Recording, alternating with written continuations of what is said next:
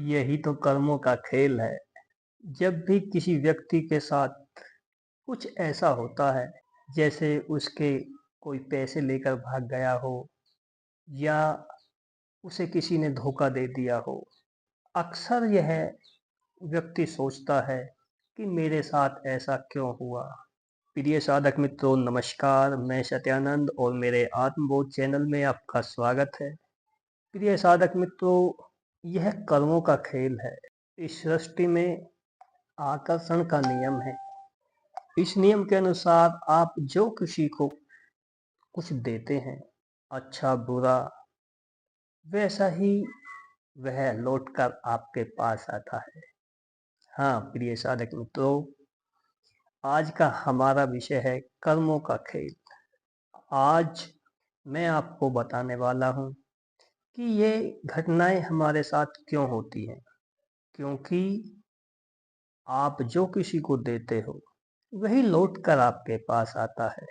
इसी को कर्म का खेल कहते हैं।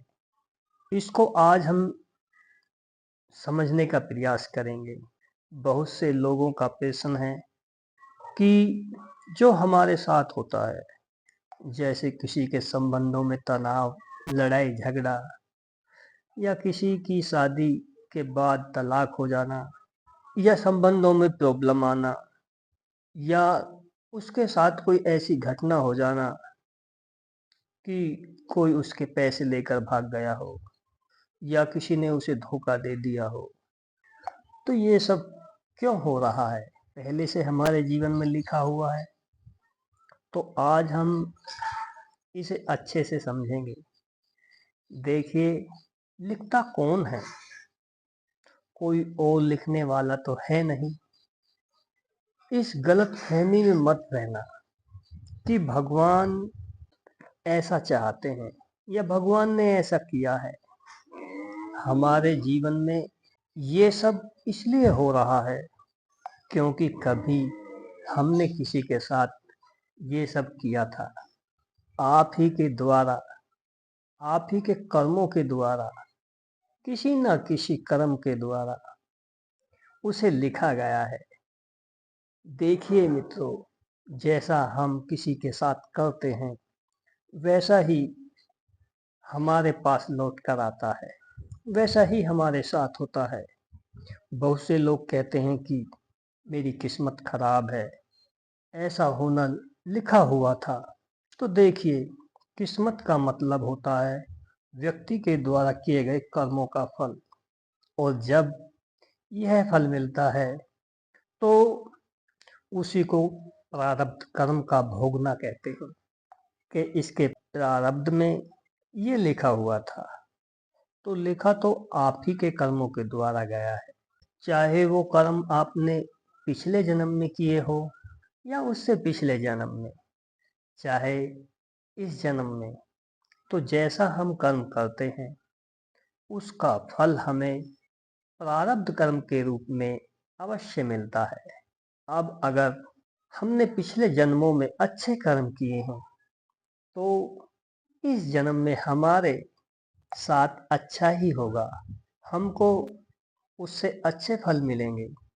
आपने देखा होगा कि कोई व्यक्ति बहुत कम प्रयास के बाद भी बहुत बड़ी सफलता प्राप्त करता है, और कोई व्यक्ति सारे जीवन बहुत अधिक प्रयास के बाद भी आगे नहीं बढ़ पाता है।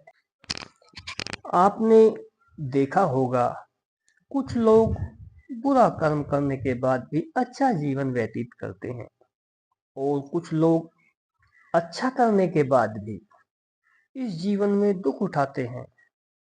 तो ये सब उस व्यक्ति के प्रारब्ध कर्म के फल के कारण ही ऐसा होता है।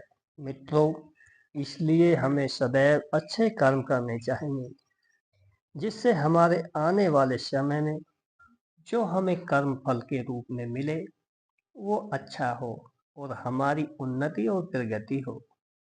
और एक और प्रारब्ध होता है रिलेशनशिप। हमारे माता पिता, बच्चे, पति पत्नी, दोस्त, रिश्तेदार, सगे संबंधी, जो भी हमें इस जन्म में मिलते हैं, वह हमारे प्रारब्ध संबंध के कारण ही हमें मिलते हैं। इसके लिए अभी आपने कुछ नहीं किया और ना ही आप कुछ कर सकते हैं। ना तो अपने अपने माता पिता को ढूंढ कर जन्म लिया है कि मुझे ऐसे माता पिता मिलने चाहिए, और जब आपका जन्म हुआ तब आपको पता चला कि ये मेरे माता पिता हैं, और जो आपकी पत्नी है, आपको लगता है कि इसको मैंने पसंद किया है या आपके मम्मी पापा ने पसंद किया है। नहीं, आपसे यह सब आपके प्रारब्ध कर्म के अनुसार ही आपके संबंध स्थापित हुए हैं। प्रारब्ध के अनुसार जैसे आपके संबंध बनने थे वो ऐसे ही बनने लगते हैं, ऐसे ही योग बनने लगते हैं, और आपको नए नए संबंध आपके जीवन में स्थापित होने लगते हैं। बस हम एक कठपुतली की तरह हैं, जैसे हमने कर्म किया था वैसी ही चीजें हमारे साथ हो रही हैं, वैसी ही चीजें हमें मिलने लगती हैं। उससे हमारा पुराना हिसाब किताब बाकी था, इसलिए आप उन्हें अपने जीवन में एक्सेप्ट कीजिए। अगर आपको किसी ने धोखा दिया है तो आपने भी कभी किसी को धोखा दिया होगा, इसीलिए आज यह सब आपके साथ हो रहा है। आपको सदैव अपने व्यवहार को देखकर ही आगे बढ़ना चाहिए और सदैव अच्छे कर्म करने चाहिए, अच्छी अच्छी चीजें करनी चाहिए, जिससे आप अपने प्रारब्ध कर्म के अनुसार आने वाले समय में अच्छा अनुभव प्राप्त कर पाए, आप अच्छा जीवन व्यतीत कर पाए। अगर आप आज सबके साथ अच्छा व्यवहार करते हैं, सबके साथ मैत्री भाव रखते हैं, किसी के साथ बुरा नहीं करते हैं, तो यही आपके कर्म आगे चलकर प्रारब्ध कर्म के रूप में आपको अच्छा फल देने वाले हैं, जिससे आप अपनी उन्नति और प्रगति कर सकते हैं। और अगर आज इस समय आपके साथ कुछ बुरा हो रहा है तो घबराने की कोई आवश्यकता नहीं है। आप अपने वर्तमान समय को सुधारिए, क्योंकि जैसा आपने पीछे किया है वो कर्मों का फल तो आपको भोगना ही है।